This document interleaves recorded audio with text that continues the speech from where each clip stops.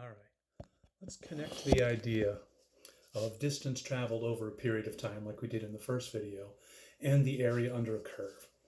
Suppose that you were traveling a constant rate of speed. We've got our velocity here over time. Suppose that you're traveling 5 feet per second, a constant rate, for 10 seconds. How far did you travel? It's a real easy question, right? Distance equals rate times time. So you would multiply the 5 times the 10. And it's no coincidence that that is the area of the region under the curve over that interval of time. If we graph a velocity curve over a period of time, the area trapped under that curve is the distance traveled over that time interval. So this is why we care about the area under the curve, and why we're going to develop a more reliable way of finding it instead of just counting squares or hoping that, like last time, the shape is something we have a formula for.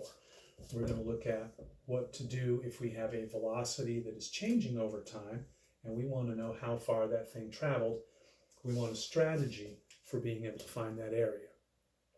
And the strategy we're going to use is one that's really common in math, which is we're going to divide it up into pieces and then deal with each of the pieces individually, and then we're going to put the pieces back together in the end to find the whole. That's a little bit like the example we did last time, where we had, I don't remember exactly what it looked like, had a trapezoid, and we said we could take the top part of it, take that triangle, find the area of that, find the area of the square, add them together, and we would get the area of that entire region. This is not going to divide nicely into pieces that we can actually find the area of. What we're going to do instead is just divide it into vertical strips. So we're going to cut this apart, not literally, but figuratively. We're going to consider each of these little vertical strips, which are fairly close to rectangles, and we will be referring to them as rectangles even though they're not actually rectangles. So I could find pretty close to the area of that rectangle if I had a good way of approximating the height of that rectangle. And the way we're going to do that is to say, what is the value of the function at the beginning of this interval? We could use that as the height of the rectangle, and we'd be missing a little bit of the area, but we'd be fairly close. Or we could look at what was the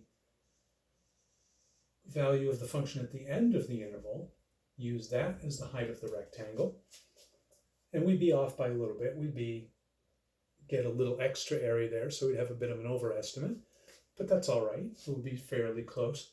Or some would say we could take the velocity at the middle of that time interval, plug that number into the function, and that would give us that height.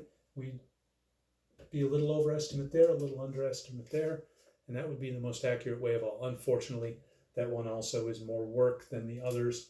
So what we're going to do in the next couple videos here is we are going to do what we call the left estimate. We're going to say, use the value of the function at the left-hand side of the interval as the height of that rectangle. Do the same thing for the second rectangle, and for the third, and for the fourth, etc., etc.